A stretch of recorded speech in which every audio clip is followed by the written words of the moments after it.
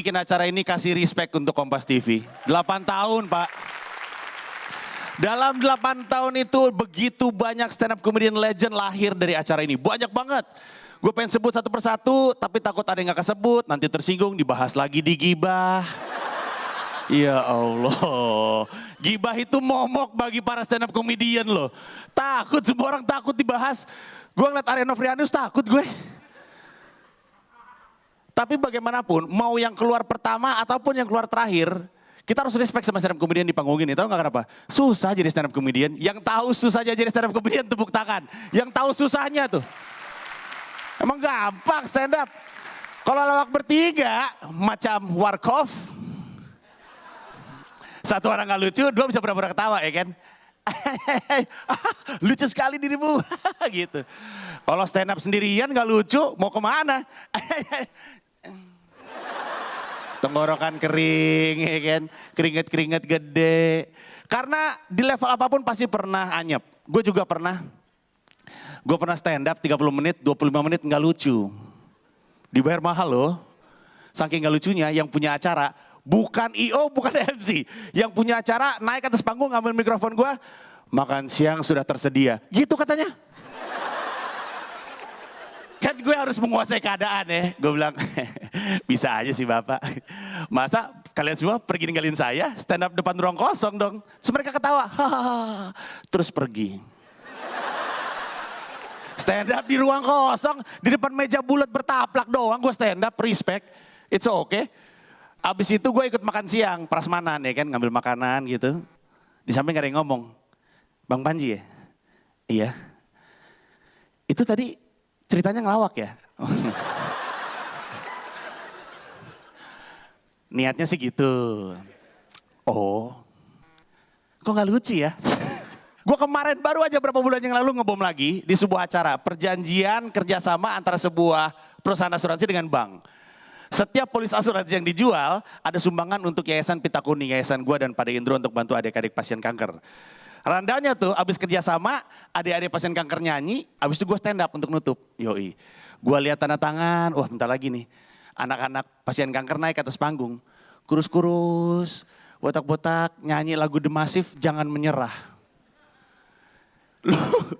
Semuanya nyanyi, syukuri apa yang ada. Kata gue, waduh gue mesti stand up kayak begini.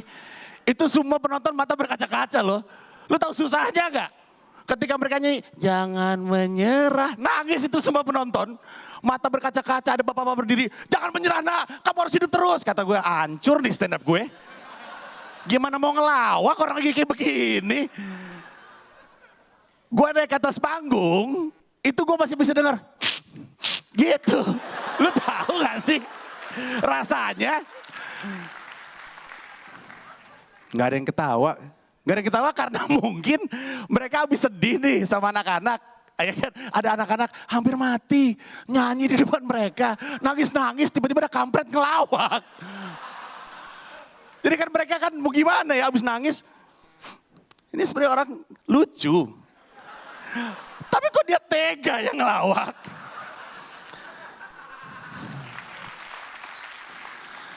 Gue stand up banyak ngomongin pengalaman pribadi, abis itu gue banyak ngomongin soal politik. Nah siapapun presiden tahun 2019 nanti, ganti ataupun enggak, gue kasihan sama orang ini, tau gak kenapa?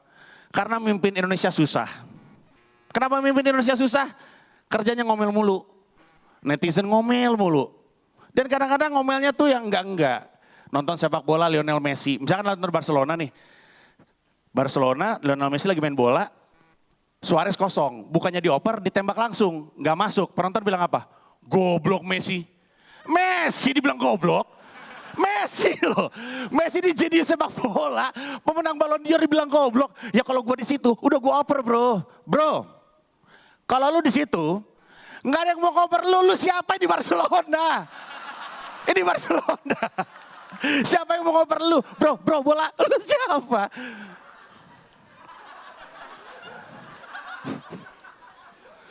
Terus tahu nggak apa? Kadang-kadang mereka kalau ngomel nggak imbang.